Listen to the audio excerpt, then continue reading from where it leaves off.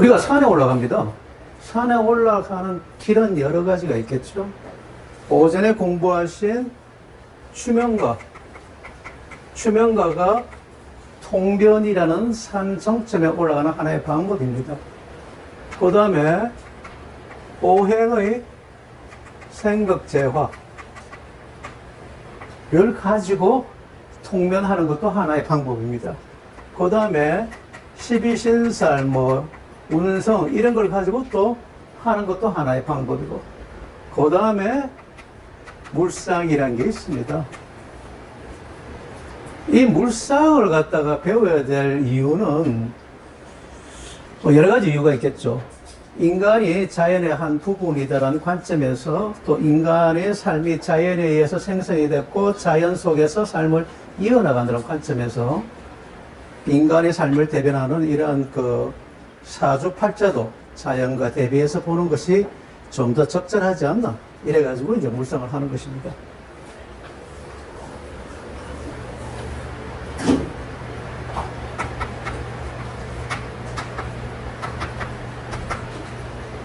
사주가 이렇게 있다고 이야기를 하면은 해월의 간목입니다.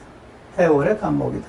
물론 다른 데도 이제 글자가 있어야 되겠지만 요 세 글자 중에서 제일 필요한 글자가 뭐라고 생각하십니까? 종합니다. 맞습니다. 지금 보면은 해월의 간목에서 이 세 글자 중에서 가장 필요한 것이 정합니다. 그러니까 인성이죠. 간목 일간입니다. 그러면은 인성이 일간을 생했습니다. 인성의 일간이 생했으니까 일간이 강해지죠. 강해지면은 어떻습니까? 힘을 빼야 됩니다. 그러면은 상관으로 이제 힘을 이제 설계하는 거죠. 그런데 이걸 갖다가 우리가 이렇게 이제 공부를 한 사람들은, 수라는 인성이 나무 목을 갖다 생해서 나무가 강해졌으니까 화로 힘을 빼야 된다라고 이야기를 합니다. 그런데 겨울이야. 겨울에 나무가 있어. 뭐 필요해요? 겨울에 나무가 있어. 그럼 뭐 필요하다고 생각하십니까? 불 필요하지 않나요? 불을. 그러면은 지금 제가 제일 처음에 인성이 일간인 간목을 생해서 간목이 신용하니까 정화로 힘을 뺀다 라는 건 상당히 고급진 이야기입니다. 고급진 이야기지만 피부에는 잘 와닿지 않습니다. 그런데 겨울에 생명체에 나무가 있어. 나무가 있는데 추우니까 따뜻하게 하기 위해서 불이 있어야 돼. 이렇게 이야기하면은 명리를 배우지 않은 사람도 충분히 이해할 수 있다라고 이야기할 수가 있습니다. 그런 점에서 이제 물상명례의 좋은 점을 한번 말씀드렸습니다. 물상명례가 첫 번째 보시려면은 사주 8글자가 아니다. 그 글자를 그림으로 봐라. 물상명례를 하시려면은 글자로 보지 말고 그림으로 봐라. 그 다음에 계절을 중요시해라. 그 다음에 기본적인 명례의 그런 기초 지식이 있어야 된다. 처음 물상명리학이 명리학 쪽에서 최고봉이라고 이야기를 하고 있으니까 나 일반 명리 안 하고 물상명리학을 할래. 그럴 수도 있지만 기초 지식하고 그렇게 일반 명리하고 물상명리학에서 약간의 혼란스러운 게 있습니다. 자, 우리가 병화일간입니다. 병화일간에서 돈이 뭐죠? 금이죠. 화가 금 하니까 이게 재입니다. 재입니다. 하지만 물상명리학에서는 병화에서 돈은 뭐냐? 가벌이다.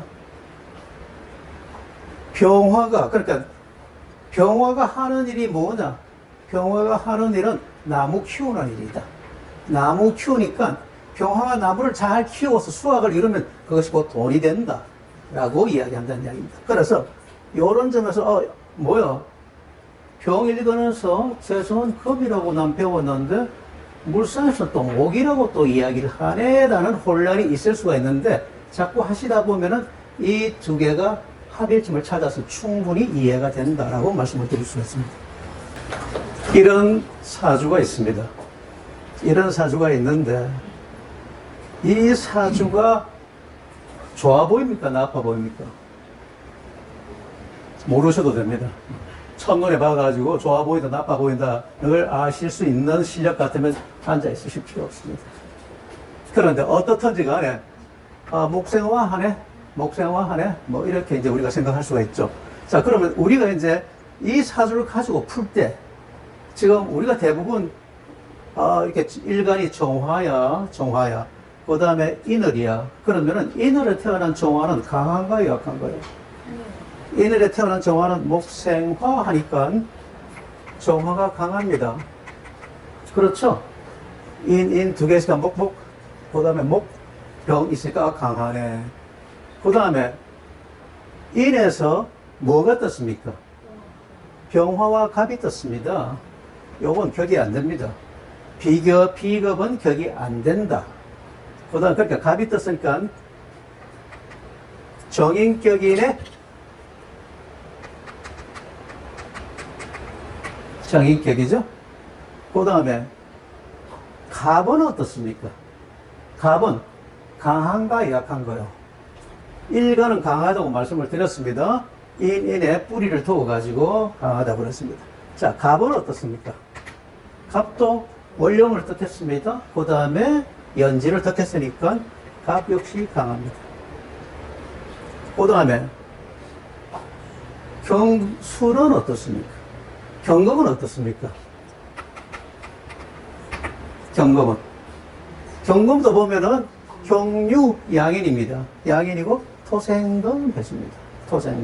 토생금 해주니까 기본적으로 이제 강하다. 자, 그러면은 일간도 강하고 인성도 강하고 그 다음에 재성도 강하다. 용신을 뭘로 잡으시겠습니까?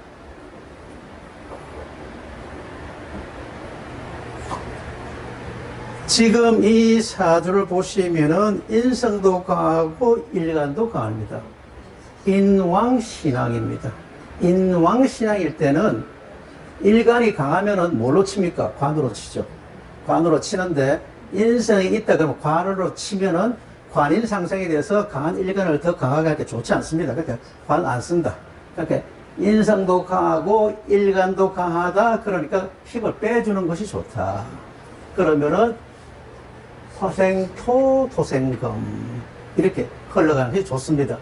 자, 그런데 우리가 지금 현재 여기에서 보면은 일간도 강하고 그러니까 여기 보면은 목도 강하고 화도 강하다. 그러면은 목도 강하고 화도 강하면 그걸 눌러줘야 되니까 수나 금을 갖다가 쓸 수가 있겠죠. 수나 금을 쓰는데 여기에서는 뭐 수가 없으니까 수를 못 쓴다고 이야기할 수도 있겠지만 만일 수가 있다 그러면은 수 쓸 수 있습니까? 없습니까? 수 못 씁니다. 왜냐하면 수생목, 목생하니까 화가 더 강해지니까 수 못 쓰고 기본적으로 인성이 강해서 일간이 강해졌는지 일간 자체에서 일간이 강해졌는지를 먼저 가려야 됩니다. 그래서 여기에서 보면은 병화가 강해요. 강하지만 인의 뿌리를 두고 있으니까 인성 자체가 강하다는 것입니다. 인성 자체가 강하니까 금으로 쳐야 된다. 그래서 용신은 경금입니다. 자, 경금이면 이 사람은 어떻습니까? 용신이 말년에 있습니다. 말년에 있으니까 말년이 좋을 것 같습니까? 나쁠 것 같습니까? 용신이 말년에서 말년이 좋겠죠. 그 용신이 재성이에요. 재성이다. 그러니까 말년에 돈이 있겠네. 돈이 있음으로 해서 말년이 좋겠네? 라고 우리가 이야기할 수가 있죠. 자, 이렇게 복잡하게 풀었습니다. 지금 굉장히 복잡하게 풀었습니다. 자, 그런데 물상으로 이걸 풀어보겠다는 겁니다. 자, 물상. 우리가 물상에서 병화는 빛입니다. 정화는 열기입니다. 그러니까 정화니까 열입니다. 이거는 빛입니다. 목은 뭐 어떻습니까? 나무다. 그 다음에 경금은 뭐라고 생각하십니까? 경금은 광석이다 라고 이야기할 수가 있습니다. 이것도 나무입니다. 이것도 나무입니다. 이것도 광석이고 이건 흙입니다. 흙. 그런데 물상이 아니고 일반 사주에서도 보면은 지지에 있는 것은 고유의 그러한 오형을 나타내는 데도 있지만 천간에 나타나서 뿌리로서 역할을 좀 더 많이 합니다. 그러면 아까 말씀드린 대로 이 나무가 많나요, 적나요? 나무가 밑에 굉장히 많이 쌓여 있는 그런 느낌을 보이죠. 그 다음에 이 열기가 있는데 열기 밑에 여기 유금이 있습니다. 이 유금이 뭐 같습니까? 이 유금이 이렇게 있는 것 같지 않나요? 그렇게 새로 만든 난로에 풀이 이렇게 있는 것 같지 않습니까? 자, 그러면은 물상으로 볼 때는 정화가 있을 때 이 정화의 역할은 병화는 빛으로서 나무를 키우는 역할을 하지만 정화의 역할은 열기로서 금을 녹여서 물그릇 만드는 역할이 첫 번째 걔네들이 하는 그런 롤입니다. 그럼 정화는 경금을 갖다 녹여서 물건을 만들어요. 물건을 만드는데 이런 물건을 만들기 위해서는 이렇게 불꽃의 힘이 강해야 되나요? 약해야 되나요? 강해야 된다. 그 강하려면은 나무로 불을 많이 떼줘야 된다. 나무로 많이 떼야 된다. 불꽃은 용광로에 활활 타는데 광석은 없다. 그렇다고 그러면은 좋은 물건이 나오나요? 안 나오나요? 좋은 물건이 안 나온다. 용광로에 불꽃이 활활 탈 때 광석이 많이 있어야지만 좋은 물건이 나온다. 여기에 광석이 많습니까? 적습니까? 많다. 경유, 술. 그래서 아까 같이 이렇게 쭉 여러 가지 이제 자평명리학에서 이렇게 이 사주를 딱 봤을 때 뭐 이렇게 이제 비경급제 막 찾고 상생상극하고 이렇게 해도 똑같은 결과를 나오지만 물상에서 볼 때 이 글자 자체 하나를 갖다가 하나의 그림으로 모아서 나무가 이렇게 화로를 태워가지고 화로 안에 있는 금을 녹여서 물건을 만드네 라고 생각하면은 훨씬 쉽다 이겁니다. 그러니까 이 사주를 가지고 있는 어떤 사람이 왔을 때 뭐 비경급제 이렇게 해가지고 그 사람 잘 모른다는 이야기입니다. 그러니까 이렇게 물상의 관점에서 이야기를 하면은 받아들이는 사람이 훨씬 쉽게 받아들이고 그 다음에 이렇게 이제 사주를 접근하는데도 우리가 훨씬 용이하다라고 이야기합니다. 이 사람은 나무로서 풀을 태워서 광석을 녹여서 물건을 만들어서 나중에 돈을 버는 사람입니다.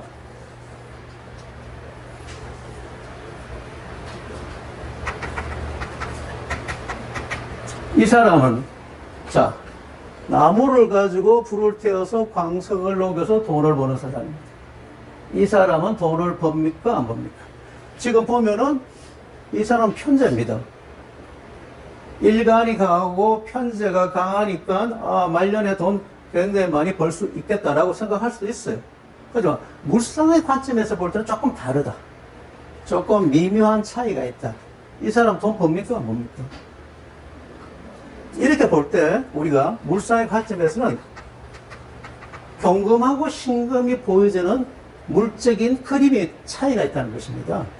이 경금은 광석입니다. 이 신금은 보석입니다. 자, 광석을 녹여서 물건을 만드는 것은 가치 있는 일이에요.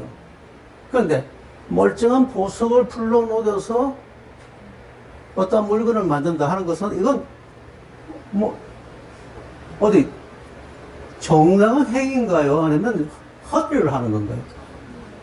그러니까 이럴 때 경술이 있고 신미가 있을 때 일반 자평에서 우리가 평할 때는 이 말년에 돈 다 이 사람 벌 수 있어 라고 이야기할 수가 있다. 하지만 물상의 관점에서 볼 때는 이 사람은 돈을 벌어라. 하지만 이 사람은 헛일을 한다라고도 이야기할 수가 있다.